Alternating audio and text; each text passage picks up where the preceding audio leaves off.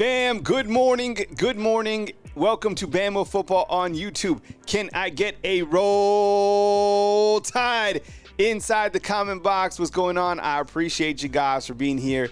Thank you very much for joining my show on Wednesday, September 25th. Let me know where you guys are watching from inside the comment box. Today, we are just talking 10 reasons why Alabama beats the Georgia Bulldogs. And look, if you guys think that Georgia is going to, come with it this game, you know they're going to. But if you think Alabama is going to win the game, then hit the thumbs up on this video. I appreciate you guys for being here right here on Bama Football on YouTube. Let me know where you guys are watching from inside the comment box this morning on this beautiful Wednesday. So today here in Tuscaloosa, Alabama, you have rain, right? I worked out this morning. Tons of rain outside. We actually went down to the capstone, ran to the Nick Saban statue, took a group photo with my F3 group, and the rain is here. And I know that Kirby Smart was talking about the rain yesterday, that they're kind of worried about the rain and how they're going to get here and if he can get here in a convenient fashion. Look, it's not that far. Raise your hand if you've driven to Atlanta, okay? Athens isn't much further than Atlanta, okay? It might be uncomfortable in a charter bus. We've all done it. In terms of flying on, Delta, that's fine. I think, look, Delta's accustomed to flying in a little bit of rain. So I think they'll be able to get here just fine. Hey, if you have to get here a day earlier, then do it. What's up? I see you. Well, what now? Inside the comment box. Eric D, what's going on? Kim, what's going on to you? I appreciate you guys being here right here on Bama Football on YouTube. All right, as we look to today's show, and again, the show is titled 10 Reasons Why Alabama Beats Georgia. All right, we look at the storm model, okay? And we look at the early precipitation model. And again, this is from North Alabama Storm Chase. And you see that it's looking better and better every single day we get closer to kickoff. You at first we were thinking, could this game potentially be moved? Is it going to be rain? What's going on? No, it looks like it's going to be absolutely a wonderful night for this Alabama football game. So really excited to kind of dive into it. And today, like I said, this is 10 reasons why Alabama beats the Georgia Bulldogs. Here's a look at the 369 forecast, doing a little bit of forecasting on the weather for North Alabama Storm Chase. And here's what it looks like for the tailgate. Looks like it could be a little bit partly cloudy, some rain coming in. Temperatures feels like 77, a little bit of wind with a 30% chance of rain. You also have the kickoff for game time, and that's 74. It looks absolutely beautiful. Weather is not going to be a problem. I'm telling you, like, the rain is here today, but, it looks like it's going to be gone by kickoff, absolutely. And for the fourth quarter, it looks absolutely wonderful. 69, wind just a little bit, 2 miles an hour, 0% chance of rain. So if Kirby Smart and the Bulldogs can get here in a convenient fashion, then we'll be ready to go. Got the drip on. This is from Athlete's Thread. You can get yours to support the players at Athlete's Thread. I got this. This is the Jalen Milroe. And everybody's asking me about the hat and about the old school logo that I rock sometimes. Those are each from Chris Mobley. All right, so you can go purchase yours, whenever you can. What's up, Rocketown? I see you inside the comment box. Appreciate everybody being here right here on Bama Football on YouTube. Going to get to 10 reasons why Alabama beats Georgia in just a second. Let me know where you guys are coming from inside the comment box. I appreciate you guys so much for being here this morning right here on Bama Football on YouTube. You get to kind of Wednesday and, you start thinking about, you start thinking about the game. You start thinking about, how this game is going to play out. Looking at, Jalen Milroe yesterday, and just kind of him going back and forth, I think he's absolutely locked in. Someone made a comment inside the comment box. They're like, do you think he's a little bit too, amped up before this game? I don't think so. I think he's right where you want him to be. I think he's good to go. So, we'll see how he performs in this game. I think he's going to do absolutely fantastic, to be honest. I just think he has it in him. I believed in the kid for a long time, and I think Jalen Milroe has an exceptional game this coming Saturday against Georgia. All right, you guys ready? All right, we got 36 up in the house. Where is everybody this morning? Appreciate you guys being here, right here on Bama Football on YouTube. Let's dive into it. This was kind of what I was alluding to at the beginning of the show, is that Kirby Smart said on the weather, and this is from Anthony Dasher, who covers UGA sports for Rivals.com. He said, Coach Smart admits he's concerned about getting to Tuscaloosa in a convenient time with the approaching tropical storm. Said the SEC is keeping an eye on the situation, although it appears that storms are headed east of Alabama. Yeah, absolutely. So like I'm saying, like if you have to get here a day earlier, whatever you have to do, make arrangements, get it done, get all checked in at the Hotel Capstone. That's usually where teams stay when they come to Alabama and when they come to play the Crimson Tide. So we'll see what happens. Not worried about the weather at all. Should be beautiful for kickoff time. Appreciate you guys being here. Today's title of the show, 10 reasons why Alabama defeats Georgia. All right, you guys ready? Hey, Clint, what's up, man? See you inside the comment box. Thank you very much for being here. Appreciate it. All right, number 10, okay? I'm going to go through these 10 through 1. 10 reasons why Alabama beats Georgia, leading off with point 10. Coach Saban's guide. Saban had success against Kirby. He knows Kirby. He raised Kirby. Saban and Alabama defensive coordinator Kane Womack, they talk, I promise you, right? I think the fact is that, and it might not happen this week, but I think that over the course of the season, Coach Kane Womack's been open to say that him and Coach Saban have a relationship. I'm sure that Coach Saban and Kalen DeBoer have a relationship as well. Coach Kane Womack, of course, has picked Coach Saban's brain about a variety of topics, and it's a different defense. But when you're going up against Kirby Smart, I'm sure he asked him about Kirby's offense. What do they like to do? What does Mike Bobo like to do? What have you seen in the past? What was successful against Georgia in the past? And I think if Coach Saban and Coach Kalen DeBoer have had any sort of communication leading up to this game, I'm sure they've talked about big-time games in Tuscaloosa, and also from a schematic standpoint. What did you see in the past? Not to say that Saban's just completely over here helping with the game plan, but I think he can provide a little bit of a direction in terms of how to beat Kirby Smart. Look, Nick Saban does not want this program to derail in any shape or form. He still lives here. They give back to the community. He's an Alabama guy. Everybody knows this. So I think Saban providing the guide, kind of the playbook to what has worked in the past, could absolutely still work. You know, listening to the press conference yesterday from Kirby Smart, he mentioned this. He's like, our staff has been intact for a while, whereas Alabama's staff is completely new. I thought that's a really interesting point going into this game. B-Dub, you bring up a really good point about that Coach Kalen DeBoer owns Dan Lanning. Well, Kirby Smart was talking about this as well. He reached out to Dan Lanning, right, regarding playing against Coach Kalen DeBoer. And he said this. He was like, look, you know, talking to Dan, you know, gave me some notes, this and that, but it's not like Dan Lanning had success against Kalen DeBoer. So these coaches rely to other coaches to understand schematics. What did they see? What was kind of the tendencies? And I think Coach Saban's guide, being right here in Tuscaloosa, will kind of play into a big reason that helps Alabama beat Georgia. What's going on, everybody? I appreciate you guys being here. 59 up in the house. Alex, what's going on? I appreciate you joining the show. Eric D coming to us from Montevallo, Alabama. I appreciate you, man. Thank you very much. And I see What Now checking in from Huntsville. All right. Point number 9.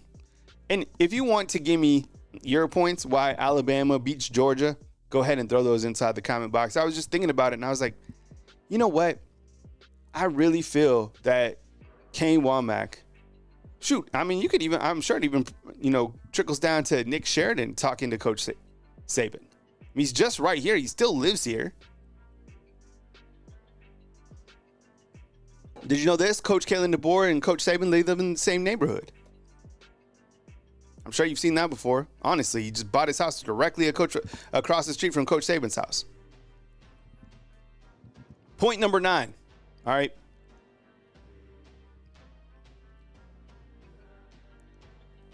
Alabama's the underdog for the first time since 2007. That's yummy reverse rat poison, right? So rat poison is the media saying that you're good, nobody can beat you, you're the best team ever. And when players buy into that, it's rat poison because it gets in their head and they feel that they're already the champion before you're even in the middle of the season. Well, reverse rat poison, and Coach Saban came up with rat poison, is reverse rat poison is the complete opposite. We don't feel you can beat Georgia without Coach Saban. We don't feel that you can be in the playoffs. We don't feel that your team is going to continue to excel without Coach Saban. I found it interesting that they're the first time, they're the underdog at home since 2007. That goes into the locker room, and that kind of goes into the mentality of the team too. It's like, and you've seen this out there. I mean, I think since we're in the Alabama ecosystem, we see that a lot more positive news about Alabama. But there's a large majority of people outside of Alabama that think that Alabama is taking steps backwards, that Georgia comes into this game and defeats Alabama. Vegas, right? Vegas, they see Georgia during the summertime, at least, as a 4.5-point favorite. Now, getting closer to game time, what is it down to right now? Like 1.5? And by kickoff, is it a pick 'em? So I think you're starting to see more people kind of understand in the first 3 weeks that Alabama is not going anywhere. If not, Alabama is taking a step forward. We talked about that all yesterday on the show. The trajectory of programs like Auburn, the trajectories of programs like Florida State, who is 13-0 and has the same coach last year, Mike Norvell. Look to where they're going, right? Look, Coach Kalen DeBoer takes over. They're actually going to another level with a different coach. Henry Hubbard in with the 2-spot, man. I appreciate the super chat. Good morning to you, man. Thank you very much for being here. Chris from New Jersey, what's up, man? Appreciate you guys. 66 strong this morning right here on Bama Football on YouTube. These are 10 reasons why Alabama beats the Georgia Bulldogs, all right? Christian, what's up? Appreciate you being here. Thank you so much for checking in. But now you can say this all week and be like, you're the underdogs. These, people feel that Georgia's going to come inside of your own stadium and beat you, just like Texas did last year. I guarantee you that the players know that. They're like, okay, we'll see. Opportunity. Anytime that Alabama's the underdog, it happens like it's so rare. The last time was 2007. Where were you in 2007? Jeff, thank you. Clemson's on the decline as well. That's another thing, right? They got the same coach. Alabama, who would have thought that Alabama gets a new coach and they take a step forward? I don't know if you want to admit this or not, but who thought that they would take a step forward? I mean, they're getting better. All right. That's 0.10 and that's 0.9. All right, underdog. All right. Next point. The mentality. All right. I think the overall mentality of this team, like the length, let a naysayer know, this team knows, we all know that they didn't get the job done last year. They didn't. The standards here at Alabama aren't to make the playoffs, aren't to make the Final Four. It's not to reach the championship game. It's to win the national championship game every single year. Different people have different standards. Different programs have different standards. The standard at Alabama is to win the national championship. People, like I said, kind of like the underdog, people don't believe in this Alabama team on the larger spectrum. They really don't. They want to buy Texas. They want to buy Ohio State. They're begging for Ohio State to win a championship. They're begging for Notre Dame to be good again, right? They're begging for new teams like Penn State. They're reaching. It's still here in Tuscaloosa. It's like Alabama is still at the top of the college football mountain. Now, there's some other teams that have climbed up there. Texas starting to pump their chest, and they're going to live off that victory over Alabama until the end of time. Right? That's the greatest win in their program's history. Probably even more so than national titles that they've won. Texas fans pissed because I said that. Recently, it's true. Before that, what's the biggest win that Texas had? Seriously, now you can sell that to everybody else. You can be like, hey, we beat Alabama, plus we're in the SEC championship. My goodness, if these guys go out and win the national championship, we'll never hear the end of it. Same thing. I don't know. That lives in the state of Texas because we see it every single year with the Dallas Cowboys. It trickles into Austin. I love Steve Sarkisian. I think he's a good coach. But until they win an actual championship, it's just talk. Now, it's not talk with Alabama because they've done it before. They've done it many times. But until these guys actually win a title, until Milroe holds that damn trophy above his head, nobody, the whole world is not going to believe in Milroe until he's hoisting up this trophy over his head. So the mentality to attack, the mentality, right, to get better every single week. Is this the college football championship? No. Did the teams have games after this? Of course. Right? Kirby Smart said if they beat Alabama, they get ready for Auburn. But this team didn't finish the job last year. They didn't. Coach Saban didn't get it done. Jalen Milroe didn't get it done. There's some rat poison. Or reverse rat poison, right? You didn't get the job done, Alabama. Play this in your locker room. Make me the enemy, right? You know it. They didn't win. You have the talent to win. You have the coaching to win. You have the resources to win. These guys eat tomahawk, T-bone steaks, and crab legs and drive. You have every single thing here to win the championship. Finish the job. So the mentality is there. It's sunk in. I promise you, these guys are Jalen Milroe said yesterday he's starving. That's why he's laying the hammer on every single team. Jalen Milroe is on a mission. I promise. I don't think there's anyone more dialed in than that man in college football. They understand the standard. The standard here is to win the championship. That is Jalen Milroe's goal, to lead this team to the national championship.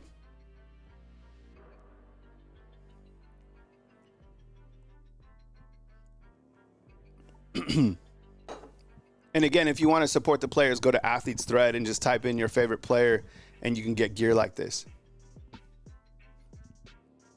All right, number 7. These are 10 reasons why Alabama beats Georgia.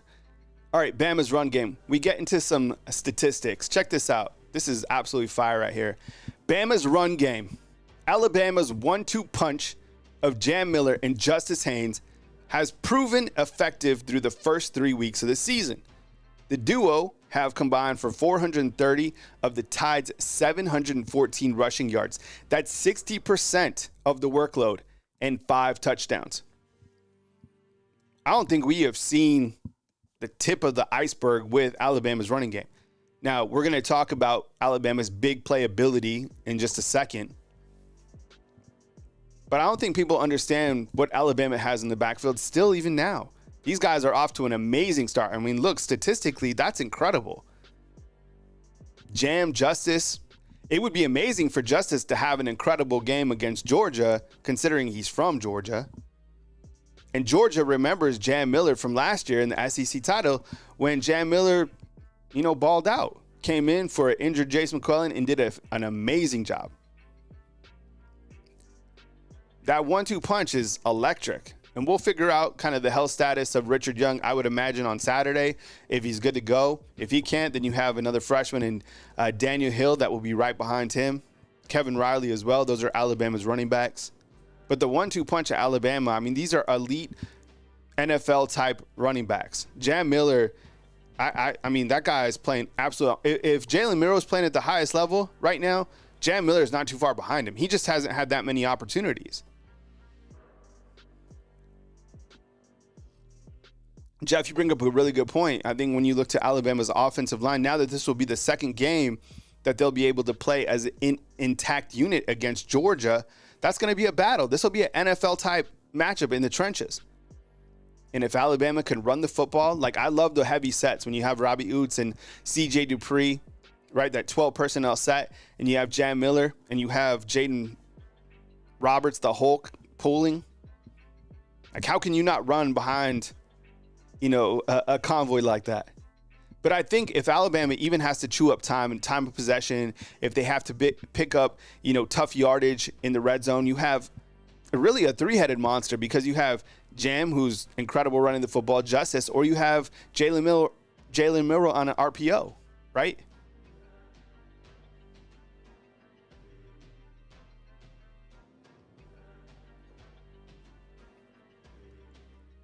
TKS, what's up? I appreciate you being here. Thank you so much. I'm starting to watch Alabama's running game now. Absolutely. Yeah, me too. Every single time these guys touch the football, it's like 8 yards per carry, 9 yards per carry. I mean, I have the stats on another graphic that show just kind of the workload that these two running backs have been able to do. I did watch Ohio State this past week against Marshall, and I do have a lot of respect for Ohio State's running back room. How could you not?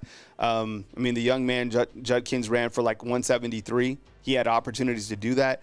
Alabama could do that, what they want. I mean, the thing about Alabama is they've been scoring at such a high scoring rate that it's just like you don't have a lot of opportunities for other players to get the ball because they're putting the football into the end zone so often, right? All right, appreciate you guys being here. These are 10 reasons why Alabama beats Georgia. All right, this is kind of what I was alluding to next is the big playability. Check this out. Statistically, the Tide have created a reputation early on in just 3 games as a big play offense. Kirby Smart even talked about that yesterday as well. To start the 2024 season, of Alabama's 21 touchdowns, 13 have been scores of 20-plus yards. 61%, fam. Like that says so much right there. Like if you're a defensive coordinator, that statistic has to freak you out because it's not like let's go out and play solid defense. Like Alabama has home run hitters everywhere. And I asked yesterday on a YouTube short, I was like, which wide receiver do you think has the hot hand in this game? Let me ask you, Undefeated, right now. Which wide receiver will have the hot hand against Georgia? Sound off inside the comment box right now. You think it'll be Ryan Williams, the phenom freshman once again? Hey, Roderick, what's going on? I see you, man. Thank you very much for being here. Do you think it'll be Jeremy Bernard, the transfer in? Do you think we finally see Kendrick Law kind of emerge? Do you think Kobe Sticky Hands Prentice gets his opportunity? Maybe Caleb Odom in the red zone using that 6'5". He looks more like 6'6" to me. Which wide receiver do you think has the hot hands? Mario in with the 1999 super chat, man. Love the content. Haven't seen other coaches in a while. Do they still come on? No, the coaches, go follow them. They all started their own channel. We wish them well. They're all doing an amazing job. So all of the coaches out there started their own YouTube channel, and they're absolutely crushing it. So definitely go follow all of their content because they do an amazing job. Kendrick Law. Yeah, I think that Ty Lyons, what's up, man? I appreciate you being here. Mario, again, thank you very much for the super chat. Man, a lot of people calling for Kobe and for Kendrick. You know, I thought it was interesting after the Wisconsin game when Kendrick Law didn't catch a pass. Nick Sheridan said, well, he can be dynamic without the football in his hands. And then when you went and watched the tape, you saw Kendrick Law literally bearing people out, stock blocking. Literally picking up guys from the defense and burying them into the ground. Kobe has had some opportunities. He has, 4 or 5 receptions this year.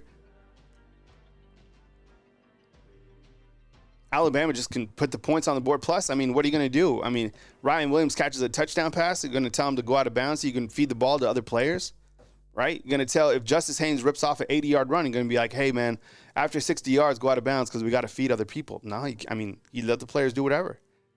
Darian has it. Ryan Williams catches for another 150 yards, looking like J-Mo a few years ago. Yeah, sometimes it's hard to think about comparisons, but I see, with Ryan Williams, it's almost like he has, some J-Mo in him in terms of kind of being lanky, right? Really fast. He has Smitty in him. I see some Jerry Jeudy. He's kind of like this blend of some of the greats. Let me ask you, who does Ryan Williams, like, who is he comparable to? Is he maybe two guys in one? I still, reading this book, I was talking about it the other day. Julio Jones caught for 924 his freshman year. Ryan's at what, 285? Corey, what's up, man? Sorry, they're going to lock Ryan down. They better hope they can do that, man, because he will absolutely cook you if you can't, man. And that's the thing. Alabama has other weapons besides Ryan Williams. You have Jeremy Bernard, who's the second most targeted player. Kendrick Law, he only has one reception. You'll see Alabama. I think we have some Georgia fans on here. Kendrick Law is another guy. I mean, we keep hoping for him to have a big game. He hasn't. Didn't even catch for 200 yards last year. Has caught one pass this year. Alabama sometimes uses him on like a jet sweep. And then Kobe Prentice, I'm sure you guys know about him. He's a veteran wide receiver that has big playability. He can beat you over the top, really good underneath. Darian's saying that Ryan Williams comparable to J-Mo and Devontae Smith and Waddle. I don't know, Waddle was so like compact, Hybrid's coming in with a hot take, says Ryan Williams has more potential than Smitty. Now, that may very well be the case. But the thing about Smitty, and look, a lot of this is mindset. You couldn't outwork Smitty. And the mindset in terms of like just being like the straight up dog, the alpha, some people have it. He had it. Now, Ryan Williams, certainly dynamic. We'll see as he matures. Somebody said inside the comment box, they were like, just wait until Ryan Williams hits puberty. He's only 17 years old. And I get it. Like, people are going to talk about Ryan Williams all the time. But when you hear coaches talk about him, the number one thing they talk about is how mature he is and how he has a business mind approach, right? The guy's doing amazing things on and off the field. Love it. All right, so 10 reasons why Alabama beats Georgia. 6 is the big playability. And I think in a game like this, you have a big play. You have a big play in like the first quarter. That sets the tone because Bryant-Denny Stadium is absolutely going to be electric, right? Imagine like, I don't know, first drive, Milroe to Ryan Williams or to Kendrick Law. Can you imagine jet sweep to Kendrick Law and he runs it like 75 yards for a score? People would be going crazy. And I think once you got that momentum, defense makes a big play, then things start really rolling for Alabama in a big game like this. I think big playability and a big play early on in this game kind of sets the tone, and that could really be the change of the whole tide, right? Bond, what's up, man? I appreciate you being here. Owen, what's up? Appreciate you being here. Owen's saying that he's more like Stephon Diggs. From, what's up, man? Yeah, I don't know how much, what, Ryan Williams is what, like 6'1"? Man, seeing him at 6'3", 190 would be terrifying. All right, my 5th point why Alabama beats Georgia. This is probably the most impressive stat about this Alabama football team. Honestly, out of all the stats, like I like Milroe stats, I like Ryan Williams stats, but this stat is probably the most impressive for me right now. And I get it. It's a small sample size, but just for what it is, let me read it out to you. The third down, I love third down defense, right? The bell comes on, right? You're going to rise up, you're going to answer the bell. So third down defense through 3 games. The Crimson Tide defense has allowed just 8 third down conversions in 49 attempts. Just 8 third down conversions in 49 attempts. This is crazy. 16%, the best mark in college football. Man, that's what I'm talking about. You have a big play early on in the first half, first quarter, whatever. Then you come out and you get Georgia to go 3 and out. Man, I'm telling you, like the third down defense, that wins championships. You get the offense off the field, specifically a player like Carson Beck. Man, that's amazing. I don't know if they're going to be able to ride that out. 16%, that's got to, jump up considering they're playing tougher competition going forward. But just as it is against who they play, that is damn impressive. 16%. That's crazy.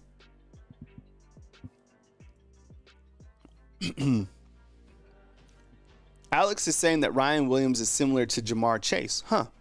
Yeah, he's kind of like a blend of like a lot of different wide receivers. I don't know. I still haven't made my final comparison. I think J-Mo and Smitty together, that seems good to me for right now.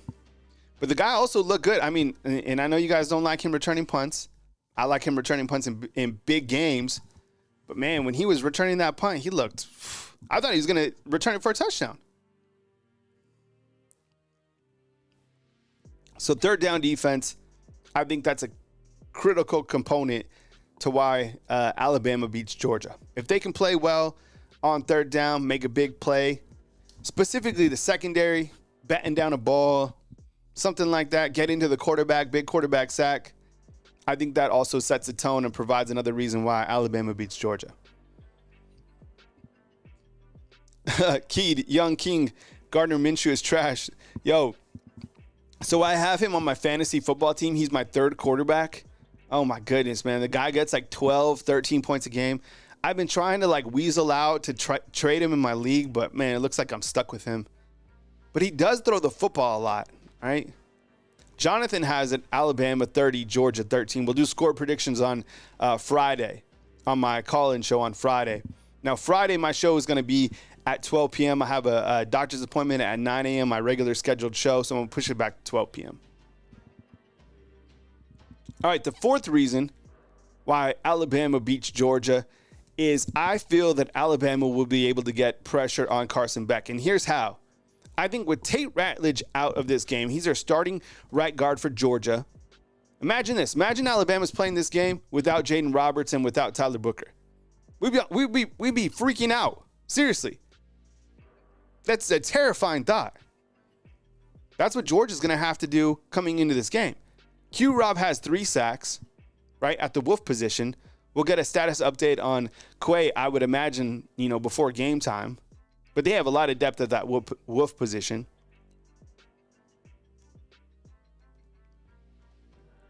But Alabama is allowing just 115 yards per game through the air, which is 7th in the country. But I feel that we really haven't seen Alabama send pressure up through the middle using their inside linebackers. I kind of go back to Alabama's first scrimmage of the fall season, and Wolf. Wolf. I know everybody laughs how I say that. It's Wolf. And Kane Womack, I think it was Nick Sheridan said that Alabama's defense was able to get pressure through the middle with Jahad Campbell and Deontay Lawson. And that stuck with me. I was like, man, can you imagine the interior pass rush with these guys coming at you? Like, you're talking 2 top 15 picks in the NFL draft. I think Deontay Lawson and Jahad Campbell fly off the board. Then again, I thought Dallas Turner would go high off the board, and he went. The Minnesota Vikings are so smart for taking him. They got him and Will Reichard. They got Dallas Turner at what, like 19? That was crazy. Hey, Jack, what's up, man? I appreciate you being here. So you look to the pressure on Carson Beck, and I've showed you guys the film before, at least screenshots of it. Nobody pressures this guy. Nobody. I mean, he stands back in the pocket, a clean pocket, and he has time to throw 4 or 5 seconds. He can just literally stand back and look where he wants to throw, and he has plenty of targets to go to. Are the wide receivers as talented as Alabama's? Not necessarily, but they're really good. I'm impressed with their wide receivers. But nobody gets pressure on him. Send pressure through the middle. Look, LT Overton, who's playing at a very high level, have him continue to disrupt the backfield. Maybe Q-Rob gets his 4th sack, 5th sack. I don't know. I love Q-Rob. I've been talking about him for so long. I am so glad that he's having the great season that he is.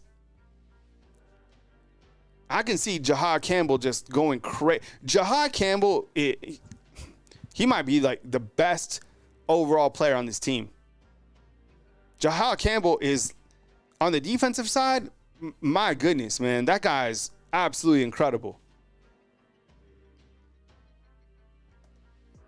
Jalen on the offense, Jahad Campbell on the defense, Malachi Moore. Look, when you start to, I feel that the better players right now, collectively, outside of Milroe, are the better players. Like on the defense is playing at a very high level. LT Overton's crushing it. Jahad Campbell's killing it. Keon Sabb's having an amazing season.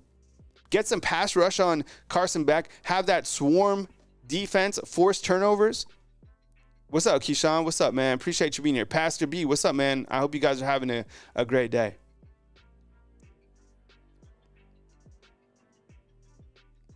Bon, what's up, man?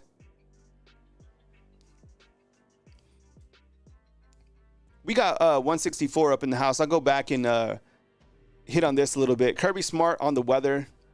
Maybe you guys missed this. I talked about this in the beginning of the show. Kirby Smart admits that he's concerned about getting to Tuscaloosa in a convenient time with the tropical storm approaching. Look, we've all driven from Tuscaloosa to Atlanta, Atlanta to Tuscaloosa to Athens isn't much further. They fly here. I'm sure everything's going to work out. It looks like the rain is going to be absolutely gone by that game. In fact, our friends at North Alabama Storm Chase sent us this.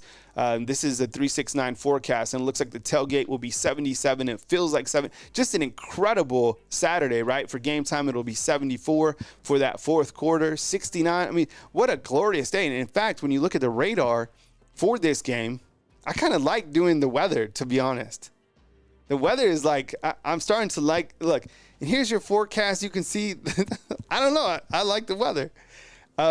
This is for kickoff. It's going to be beautiful. But I'm telling you, it's raining really bad this morning here. It's probably going to be raining for the rest of the morning.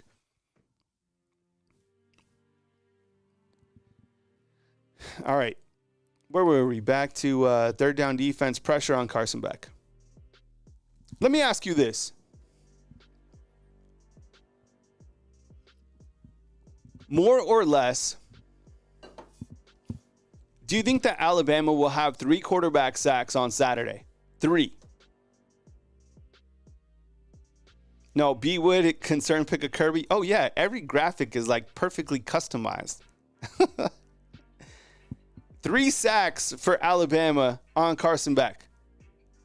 Yes or no? 3 sacks on Carson Beck.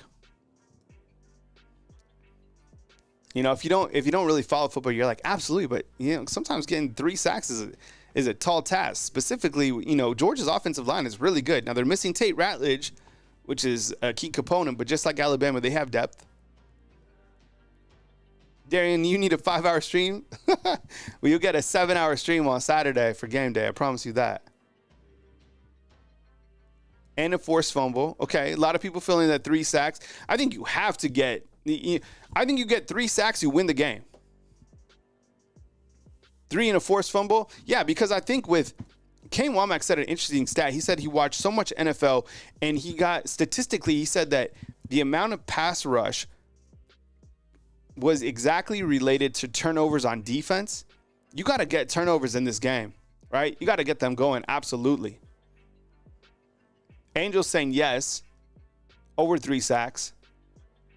The champ says after that Kentucky game, Bama's going to feast.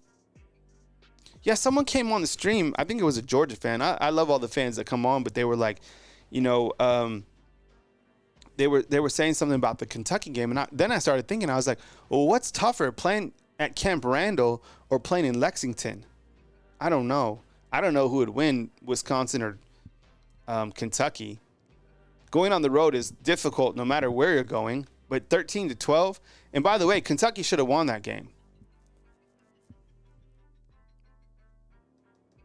Jack is saying we got 3 sacks last season, Kyle. So there you go. Oh, I like that.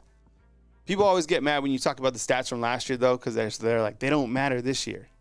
Well, Carson Beck last year was 72% completion percentage against Alabama in the SEC title game, but he didn't throw a touchdown and he didn't throw an interception. Jonathan, I could see that. And you could also point to the fact that maybe this Georgia team is undisciplined. You look at all the off-the-field stuff that has happened with Georgia. Has some stuff happened with Alabama, of course. But, man, what's going on with Georgia is like national headlines in the worst way. I don't know. Maybe they were overlooking. And we saw Auburn last year overlook a couple teams. We know how that worked out for them. All right, point number 3. Home field advantage. This is another statistic from the University of Alabama. Alabama boasts the best all-time home winning percentage with a 841 percentage. Since 2008, the Tide is 15-1 in SEC home openers. Now, it's not always a time that you've played, Georgia, but here it is. And if you're thinking last year, well, Texas, they weren't in the SEC last year. I feel that when Alabama added these lights and they kind of updated the night atmosphere, it took it to a whole different stratosphere. And now that the games are on ESPN, you're going to get those 6 o'clock windows for Alabama football, which are amazing, which puts you under the lights at this point in time. I mean, the atmosphere, if you've been to an Alabama football game and you've seen these lights flashing and you've heard the music, look, it's going to be hard for all those recruits coming on board to leave not impressed. I mean, Alabama absolutely does it right. Bryant-Denny Stadium is just fantastic right now. This is such a wonderful place to watch college football, and I think the atmosphere, it's loud.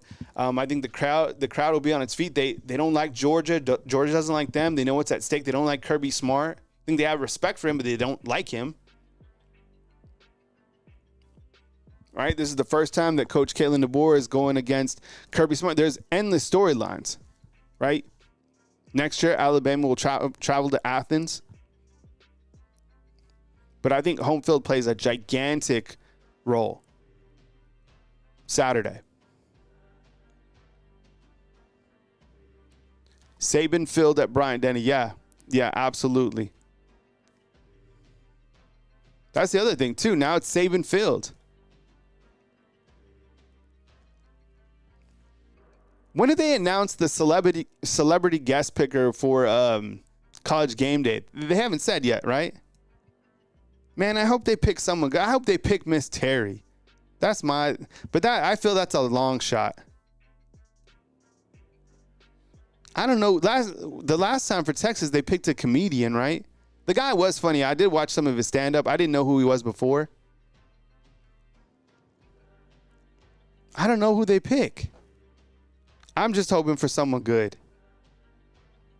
Span always gets overlooked. Yeah, so my experience with former President Trump coming to games. So from a media perspective, I went to 2 games where President Donald Trump went to. One was I think the SEC title game a couple years ago, and then Alabama and LSU, right? So from my perspective, they had extra security, and even Monday I posted a video on X on Twitter of helicopters surrounding Bryant-Denny Stadium. And I would imagine for extra security, they're looking, all different places for, surveillance. I saw this Monday. I have a video of it. But what they would do for us is usually you go through bag check and they check your bags and you get like a bracelet around it, right? And then you go on in. Well, you do that. And then I've never done this before. You put your bag in kind of like this open gated area. And then the Secret Service, I promise you, they go through your bag individually. So you know how many media members there are. There's like 200. They go through every single bag. They open your bag up. They go through every single thing. And then you get your backpack back. So I would imagine from a fan's perspective, if you're going in, there's going to be extra security. Probably like you'll have to go through like 2 security checkpoints to get into the stadium.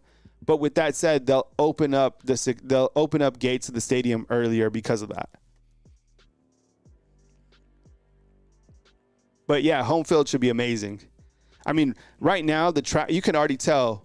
Like when there's a big game in Tuscaloosa, that's one of the things that I love living here. Like not the traffic for game days, but just kind of the excitement. I mean, places are absolutely packed already. Good luck imagine trying to get into Chuck's for some sushi. Yeah, right. Or De Palmas for some pasta. All right. Number 2 on 10 reasons why Alabama beats Georgia. I think Coach Kalen DeBoer's scheme, all right, schematically, this guy is it. I mean, Coach Kalen DeBoer, I still don't think he gets enough credit for what he's been able to do in college football. And I think this year we'll be able to appreciate him more. But, man, he's done a great job. In 14 previous matchups against ranked competition, Coach Kalen DeBoer is 12-2 of note. DeBoer is 4-1 when matched up against top 10 teams. It's a pretty good record, pretty impressive. And now that he has, the arsenal that he has at the Alabama Crimson Tide, playing in front of 103,000 fans at Bryant-Denny Stadium, on Nick Saban Field, man, I can't wait. Look, the season starts now. We know this. And there's a lot of pressure because we're still on the honeymoon period. This is still honeymoon. Look, Georgia's going to come with it. When Alabama lost to Texas, we all saw it. You saw it. People were upset with Coach Saban. They wanted Coach Prime. Remember, this happened. I'm confident that Alabama beats Georgia. I've been saying that this is my second week saying that. I'm telling you, if Georgia comes out on top, be patient with Coach Kalen DeBoer. Don't run him out and want him fired. Like, this guy, what he has done early on has been remarkable. Georgia's a damn good team. I think Alabama's a better team. I think they'll be able to, out-scheme Georgia. I really do. I think Alabama has a much better offense.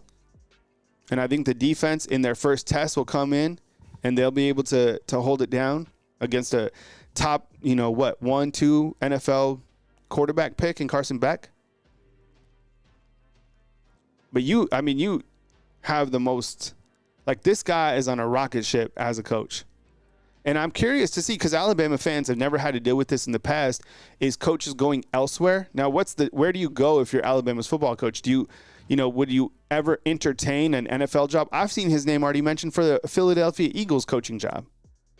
Now, I would imagine coaching in the NFL is probably better than coaching in college right now. Kalen DeBoer will be 50 in October, right? Fans never had to think about Coach Saban leaving because he drew a hard boundary and said, I'm not going to the NFL. And he didn't. So I wonder kind of long term, how long Coach Kalen DeBoer will be here. Then again, you have every single thing. You are basically running a program here. The facilities, access. So it'll just be interesting to watch, because he's 49 years old right now. And he's it. Like, Greg Byrne, man, think about Greg Byrne. He got Nate Oates and he got Coach Kalen DeBoer. Like, that's what Greg Byrne, we don't talk about him often. But when you look to Greg Byrne, whenever he leaves or if he does, what did he do at Alabama? He brought in Nate Oates for basketball, and he brought in Coach Kalen DeBoer for football. That's wild. Props. All right. Q Nance looking for tickets. Demetrius, what's up, man? Thanks for being here. All right. And the number one reason that Alabama beats Georgia. You ready? Need a drum roll? Are you shocked? I'm already wearing the hoodie, which tells you why. Jalen Milroe. Jalen Milroe has accounted for 14 touchdowns in 3 games of action this season, including 8 passing and 6 rushing. His 14 scores have led to 84 points, tied for 5th most in the nation. He has 746 total yards this season in 3 games. All right. I mean, this young man is it. I mean, he's ready. I could see it yesterday when I was listening to his interview. Man, he's hungry. He is so excited about the opportunity to play not only in this game, but to lead this team where it wants to go, and which is to win a national title. I mean, when you start to kind of dive into the stats, yo, check this out. I'll see if I can bring it up on another monitor. I'm talking about Jalen Milroe, because one of these stats I didn't even know. I'll see if I can add it real quick.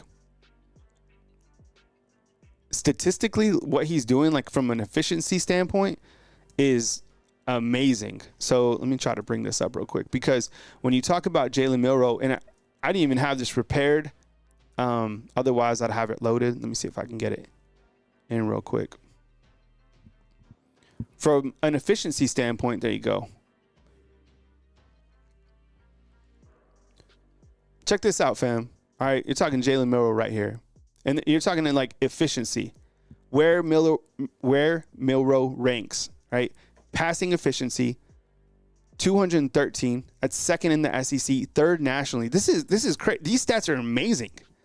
Points responsible for 84, second in the SEC, fifth nationally. Total touchdowns 14, third nationally. Yards per passing attempt, fifth nationally. Yards per completion, sixth nationally. Nationally, these are all nationally. Passing TDs, third in the SEC, 20th nationally in 3 games, right? In rushing TDs, fourth in the SEC and 11th nationally. Man, so like that's it. Like this guy, and look, Kirby Smart has talked about him all this week, you know, and talking about what he presents in terms of, you know, he's taken steps forward as a passer. He can beat you running. He's been very complimentary, and so have the Georgia players. They understand who they have to stop. It's Jalen Milroe.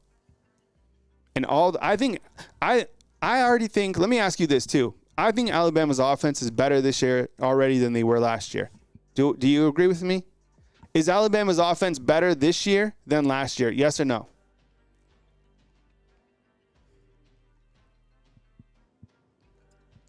I think they are. I think because, you know, Milroe's older, but they have more weapons. I think the running backs are better than last year. I really do. As much as I love and have respect for Jace and Roydell, I take Jam and Justice over them. I think the wide receivers are better than last year. Ryan Williams, my goodness, right? Jeremy Bernard. We really haven't seen too much of the wide receiver production, but the wide receivers are better. Is Parker Brailsford better than Seth McLaughlin? Hell yeah, right? You have we've only seen one game of Caden Proctor. But Tyler Booker's grown up. What is he worse than last year? No. Jane Roberts is better, right, than he was last year. Scheme is probably better too. And I think this too, and I've seen a lot of people say this, is that we haven't seen Alabama's full playbook. That's probably a great point too. So I certainly think that the offense is better than last year. That one's easy for me. The special teams, is it better than last year? I mean, James Burnap he might be the best punter in college football, but Graham Nicholson so far is 0-1 in kicking field goals, so still too early. What's up, Jamal? Appreciate you being here, man. Thank you so much. And then with the defense, as high as we are on the defense, I'm not going to say if they're better or worse than last year because they have not been tested at all. They haven't. I think you can see from Alabama, like on the offense, from execution, from scheme, playmakers, playmaking ability, big runs. You're like, okay, these guys are better. But like the defense, as much as I love the defense and appreciate them and how high they're playing, they haven't been tested. They have not been tested at all, and everybody knows it, including Alabama. They know it. Like Western Kentucky, they didn't challenge them. South Florida, okay, give you a little punch to the belly. Wisconsin, they didn't have their quarterback. Even if they had their quarterback, same score. Those 3 teams are not good. This Georgia team, you know, they're 42-2 over the last 3 years, right? With a couple national titles. Like this offense will test you. And the wide receivers for Georgia, they're good. The wide receivers here at Alabama are better, but they're not far behind. Dom Lovett's a baller. They have plenty other targets as well. And their offensive line is great. So I want to see Alabama's defense. This is an amazing opportunity for them. I don't know if the defense is better than last year because they just haven't been tested yet, but they will be tested on Saturday, Demetrius, 100%. And I can't wait. You need to be tested. You need to be tested in your life. You need to be tested in big games like this. Tests are good. And the great thing about this, and look, I've been saying this for a long time. I don't feel that this is the only time that these 2 teams play this year. Now, getting to the SEC championship, I think it's going to be tough because I think Alabama will get there, and I think Alabama will play Texas or Ole Miss, probably Texas.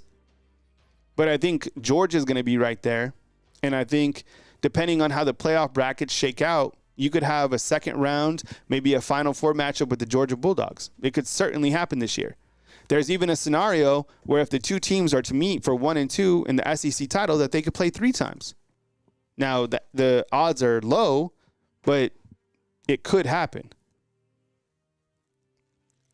So I'll say it again. The hoodie up top is from Athlete's Thread. I just went on Athlete's Thread and I typed in Jalen Milroe, and they had a few different hoodies to choose from.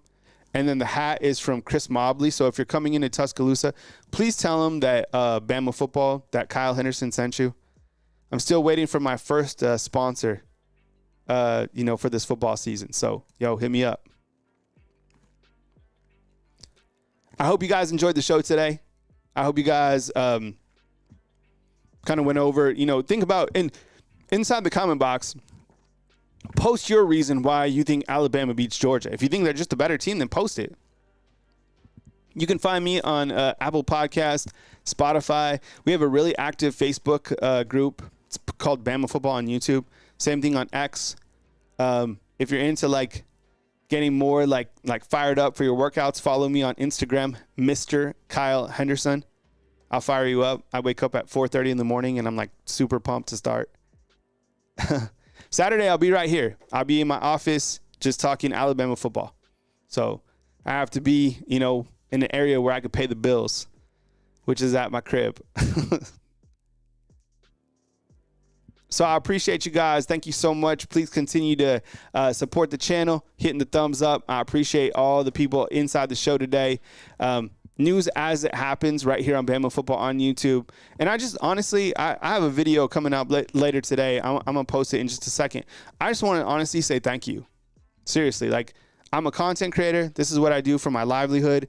And I just want to say thank you. I have a lot of gratitude for you guys being here, for supporting me right here on Bama Football on YouTube. So thank you so much for being here right here on Bama Football on YouTube. I'm really grateful. I have a lot of great things going on in my life.